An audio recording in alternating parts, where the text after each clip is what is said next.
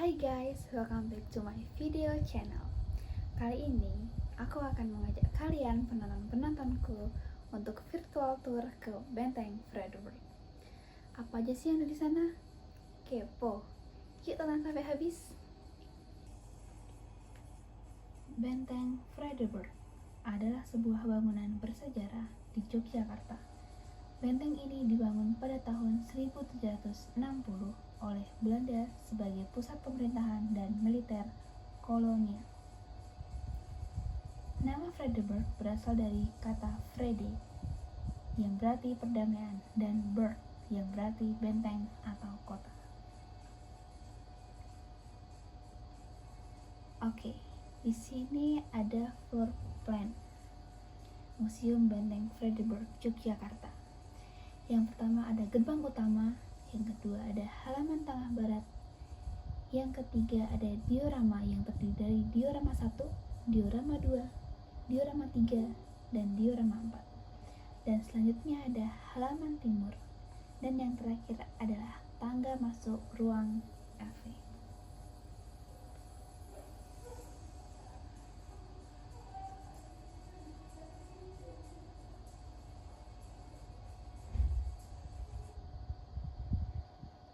Kita masuk ke ruang pengenalan.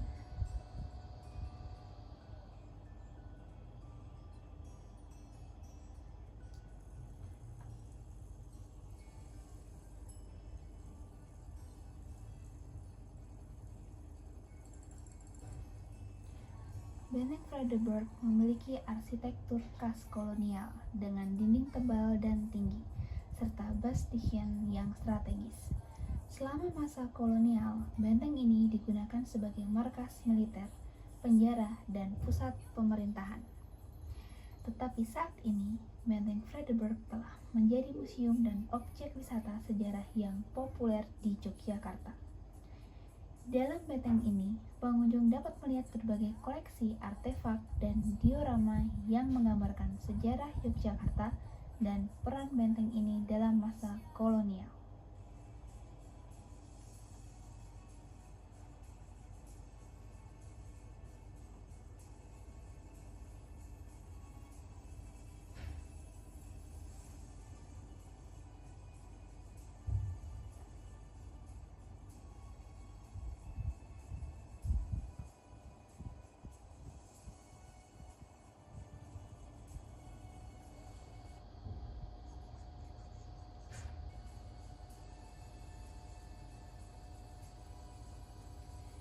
Baik, berikutnya kita ke diorama 1.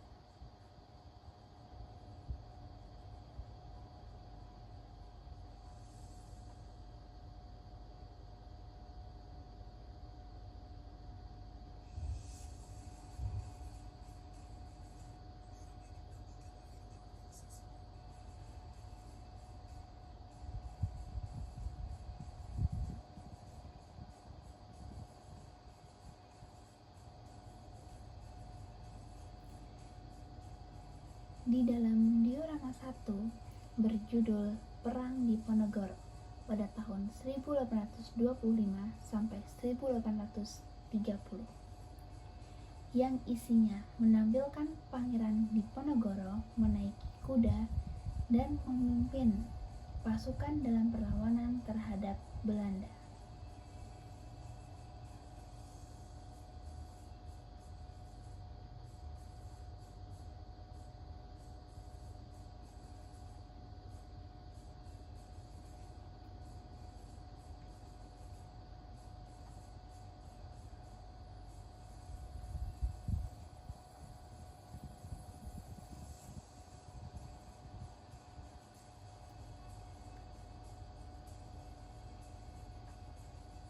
Di dalam diorama 1, Pangeran Diponegoro merupakan salah satu pahlawan terbesar terhadap penjajah Belanda di Jawa. Perang ini terjadi karena Pangeran Diponegoro merasa dilecehkan oleh Belanda yang membangun jalan dan patok batas di tanah leluhur tanpa izin. Perang berlangsung selama 5 tahun dan menelan korban jiwa hingga ratusan ribu, baik dari pihak Belanda maupun rakyat Jawa. Meski akhirnya Diponegoro ditangkap dan diasingkan ke Makassar, perlawanan ini menjadi simbol semangat nasionalisme dan perlawanan rakyat terhadap ketidakadilan kolonial. Makna dari diorama 1 ini adalah simbol awal perlawanan rakyat Jawa terhadap kolonialisme.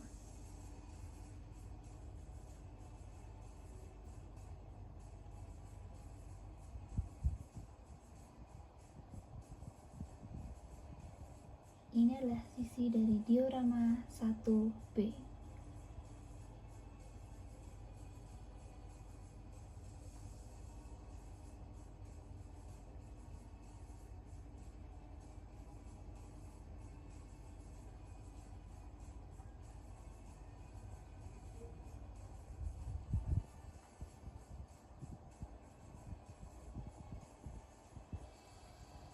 Lalu yang selanjutnya kita menuju diorama 2.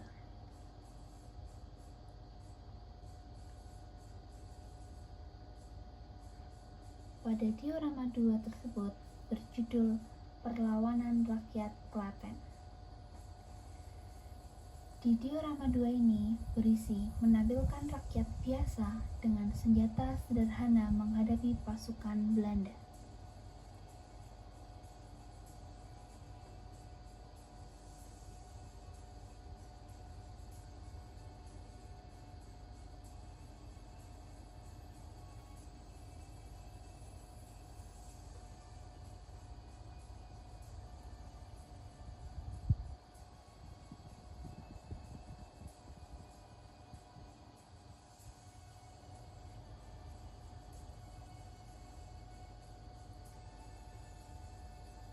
Pada diorama 2 menggambarkan semangat heroik rakyat di daerah Klaten yang menolak tunduk terhadap dominasi Belanda.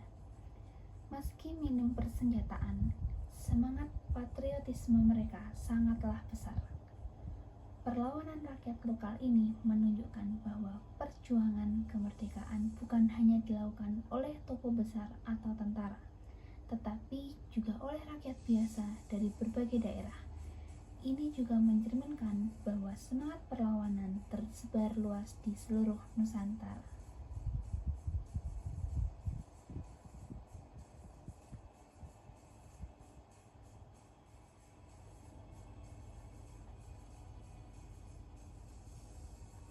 Makna dari diorama 2 adalah rakyat dari daerah juga berani melawan penjajahan meskipun kekurangan perlengkapan militer.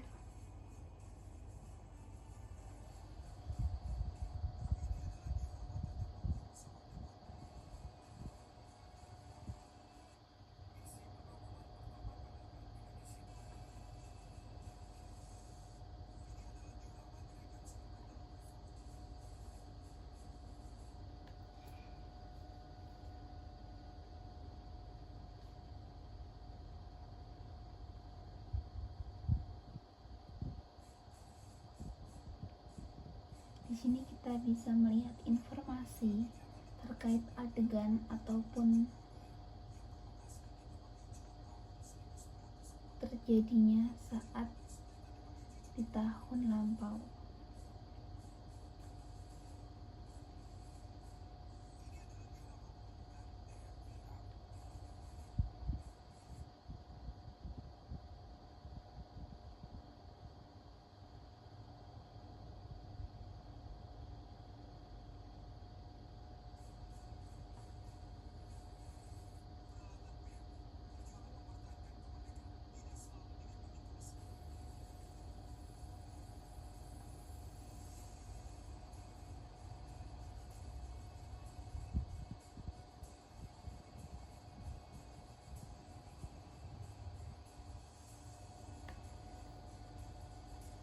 Oke, selanjutnya kita ke diorama 3. Diorama 3 ini berjudul Peran Patih dan Nurjo 5. yang mendukung kolonial.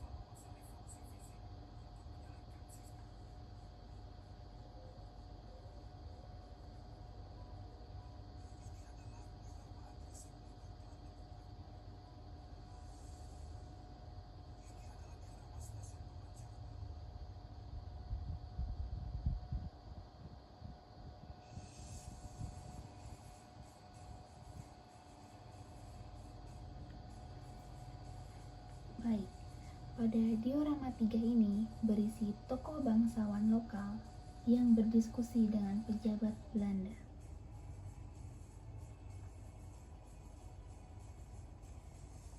Pada diorama 3 menampilkan adegan seorang bangsawan keraton Yogyakarta atau Patih Danurejo IV sedang duduk berdiskusi dengan pejabat Belanda dengan raut wajah serius dan suasana yang resmi.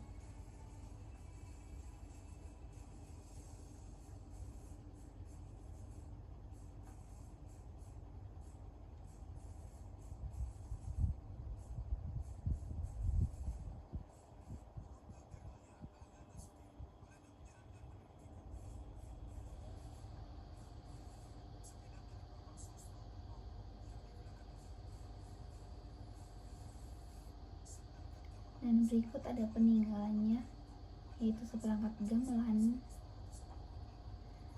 milik Bapak Karyutomo pada tanggal 19 Desember 1948. Pada pukul 6 pagi, pasukan Belanda mengebom lapangan terbang Maguwo hingga akhirnya Maguwo jatuh ke tangan Belanda.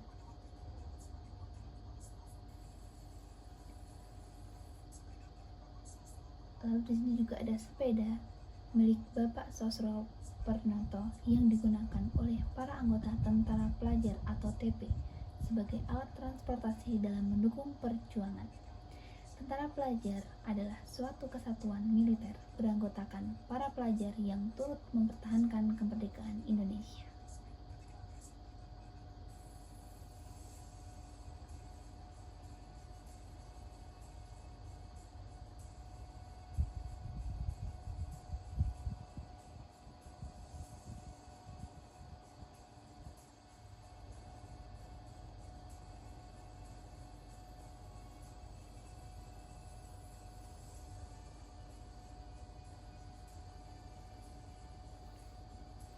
Pada diorama 3 ini menunjukkan adanya tokoh-tokoh lokal yang justru berpihak kepada penjajah demi kekuasaan dan kedudukan. Patih Danurejo dikenal sebagai pejabat yang mendukung kebijakan Belanda dan dianggap sebagai kaki tangan kolonial di dalam keraton. Hal ini menimbulkan konflik internal di kalangan bangsawan dan rakyat yang berjuang melawan penjajah. Diorama ini menjadi pengingat bahwa perjuangan kemerdekaan juga menghadapi tantangan dari dalam, bukan hanya dari penjajah luar.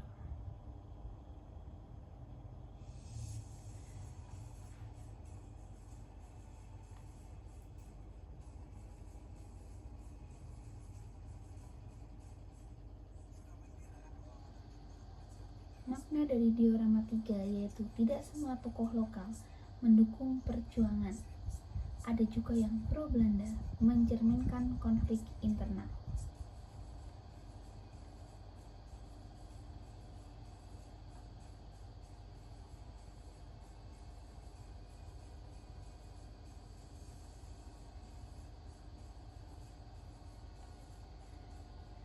Baik, kita lanjut ke diorama 4. Diorama 4 ini berjudul Pendidikan Masa Kolonial, yang berisi suasana ruang kelas era Belanda dengan anak-anak pribumi diajarkan oleh guru Belanda atau Bumi Putra.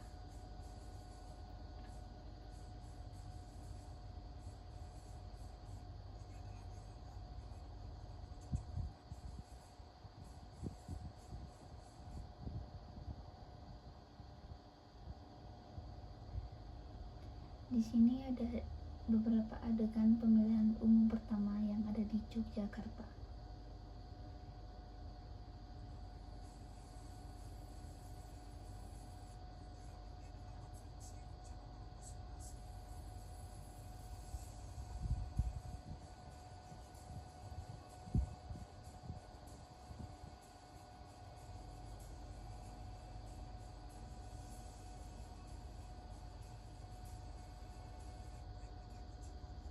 Berikut merupakan replika kunci mortir dan batu yang menjadi bukti sejarah tentang kekejaman G30 SPKI tahun 1965 di Yogyakarta.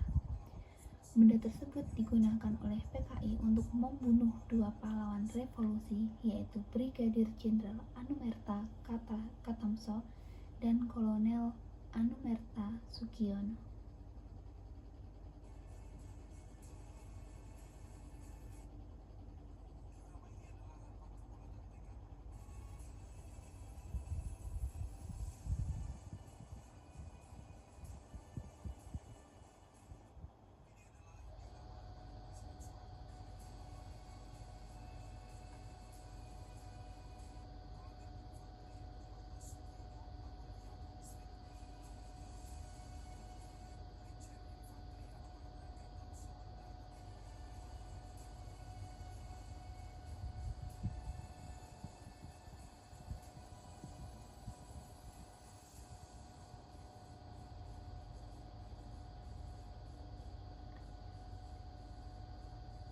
Pada diorama 4 ini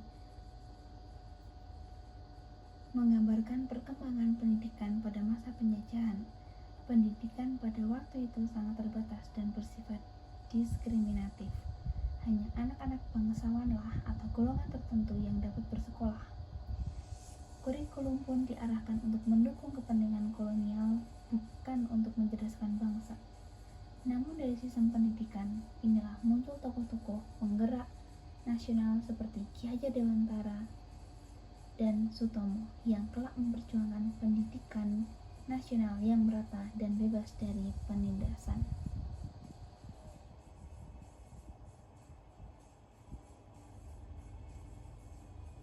Makna dari diorama 4 ini adalah pendidikan kolonial bersifat terbatas dan diskriminatif, namun menjadi awal munculnya kaum intelektual pergerakan.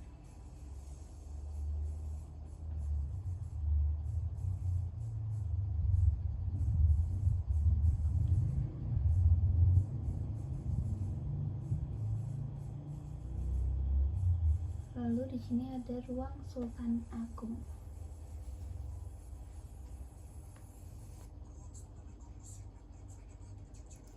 Ruang Sultan Agung merupakan ruang yang nyaman digunakan untuk kegiatan publik seperti seminar, pameran, pentas seni, dan kegiatan publik lainnya, baik oleh Museum Benteng Fredericburg maupun masyarakat.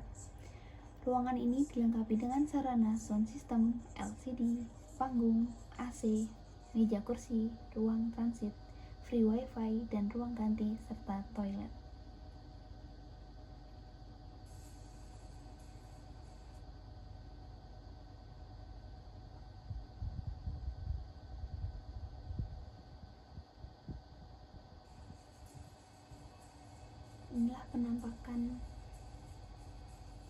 Inilah penampakan ruang Sultan Agung.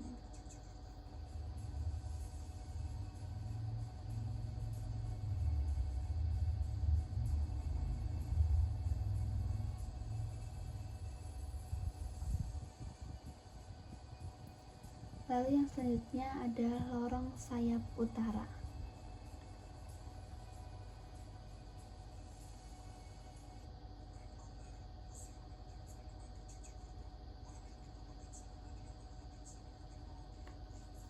Terdapat juga wahana Dream Corner Museum Benteng Fredericburg.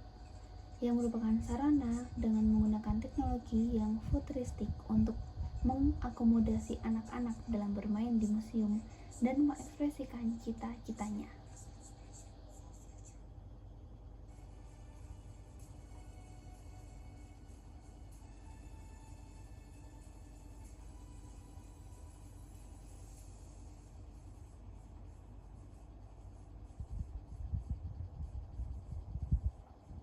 Selanjutnya ada halaman timur Benteng Vredenburg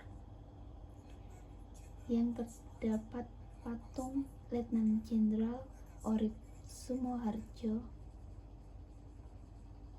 dan patung Jenderal Sudirman.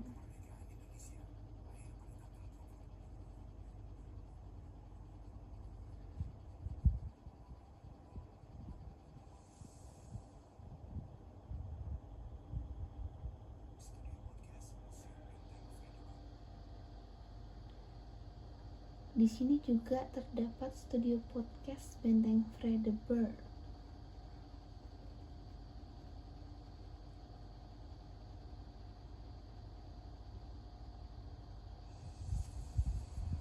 Selanjutnya ada lorong sayap selatan.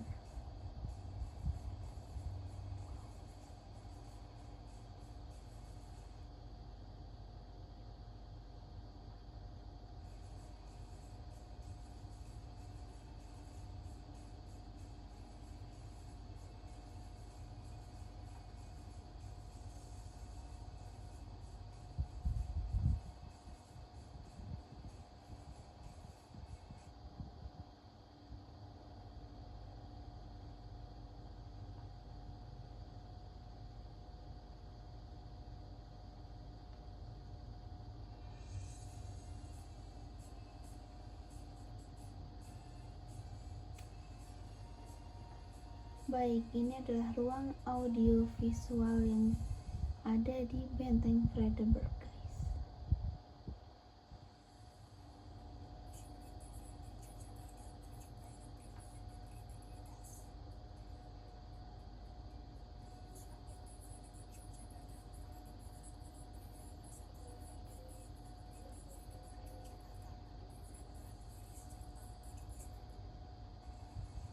Kita menuju ke playground,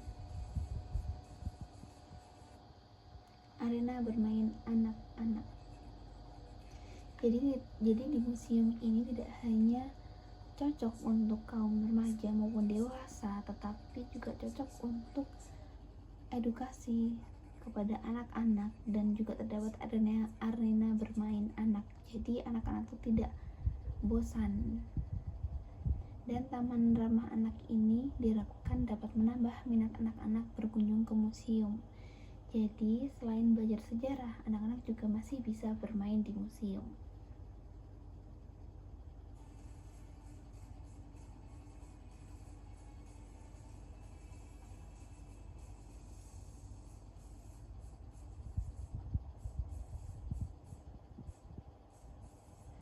Nah, ini adalah halaman monumen S5U.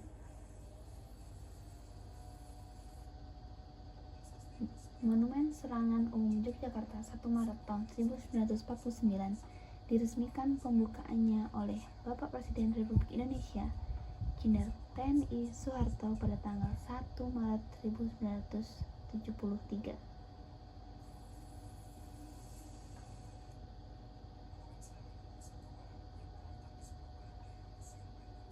Ini adalah monumen serangan umum pada tanggal 1 Maret.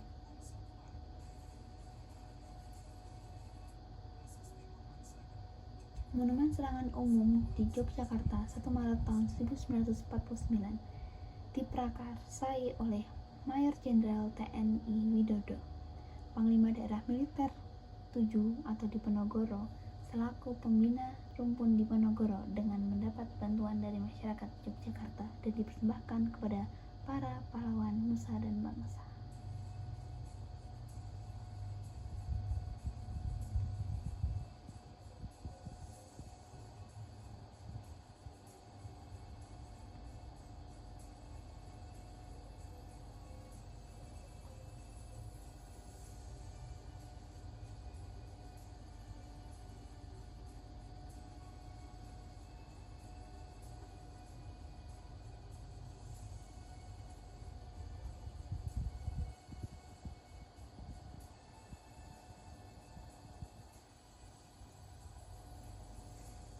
terdapat relief utara monumen, lalu relief timur monumen, bahkan relief selatan monumen. Dan di sini juga terdapat Taman Utara 1.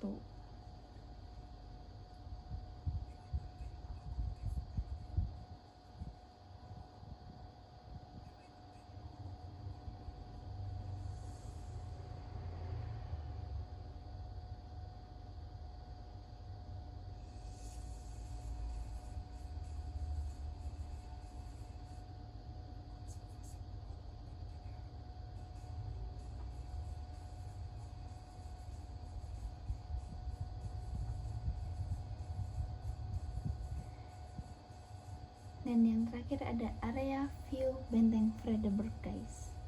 Jadi kalau dari atas terlihat Benteng Vredenburg seluas ini dengan penjelasan yang sudah disebutkan tadi.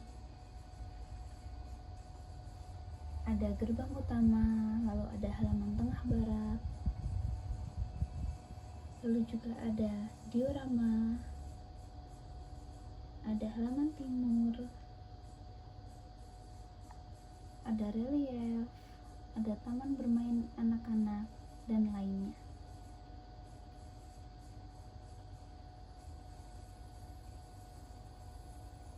Ini adalah informasi Benteng Vredenburg. Adalah sebuah benteng yang terletak di depan Gedung Agung dan Keraton Kesultanan Yogyakarta. Sekarang benteng ini menjadi sebuah museum. Di sejumlah bangunan di dalam benteng ini terdapat diorama mengenai sejarah Indonesia. Informasi lengkapnya dapat mengunjungi website di bawah ini.